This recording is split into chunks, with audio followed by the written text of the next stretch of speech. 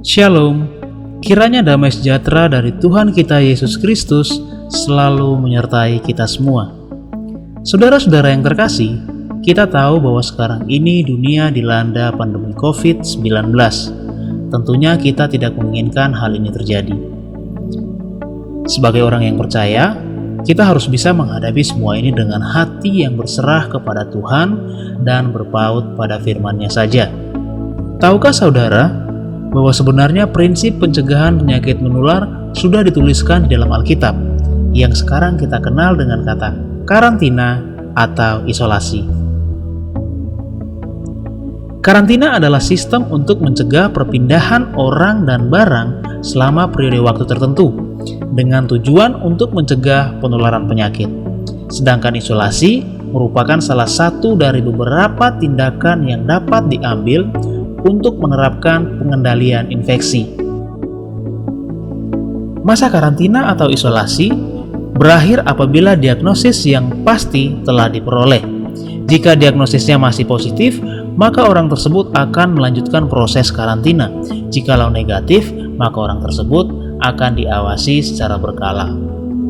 Seperti judul video ini, kita akan membahas prinsip Alkitab dalam menangani penyakit atau wabah menular. Namun sebelumnya itu, saya akan mengingatkan sedikit tentang sejarah bagaimana penanganan wabah hitam atau Black Death yang pernah melanda Eropa pada abad ke-13. Pada tahun 1348, hampir sepertiga populasi Eropa binasa selama pandemi bubonic plague atau yang dikenal dengan wabah pes. Diduga virus ini berasal dari hewan pengerat, yaitu tikus. Satu-satunya segmen populasi yang sangat minim terpapar dari wabah itu adalah kaum Yahudi. Kita ketahui bahwa kaum Yahudi masih memegang erat adat istiadat dan hukum Taurat yang diberikan Tuhan melalui Musa. Pada saat itu, salah satu tabib Yahudi yang bernama Balavignus melihat bahwa sanitasi yang buruk adalah faktor utama dalam penyebaran penyakit pes. Jadi ia memelopori gerakan bersih-bersih dan pengkarantinaan mandiri seperti yang Allah perintahkan dalam Imamat pasal 13.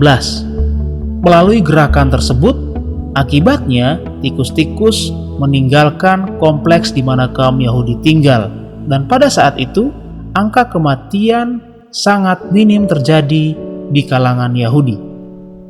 Hukum karantina Imamat pasal 13 ini meski secara khusus berlaku untuk penyakit kusta, namun secara umum bisa diterapkan untuk semua penyakit menular. Dalam kitab Imamat pasal 13, setiap orang yang memiliki gejala penyakit kusta, mereka harus dikarantina selama 7 hari. Jika gejala tersebut masih tetap ada, mereka akan melanjutkan masa karantina selama 7 hari lagi.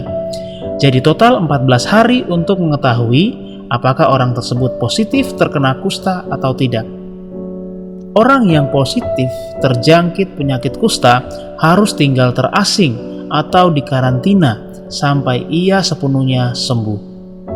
Keputusan itu ditetapkan oleh Imam Lewi yang bertugas sebagai pejabat kesehatan masyarakat dan juga pejabat agama pada masa hukum Taurat. Saudara-saudaraku yang terkasih dalam Tuhan, Allah yang pengasih memberi orang Israel prinsip karantina yang ditulis dalam kitab Imamat pasal 13 dan Bilangan pasal 5, di mana Allah menggunakan contoh kusta untuk mewakili penyakit menular apa saja.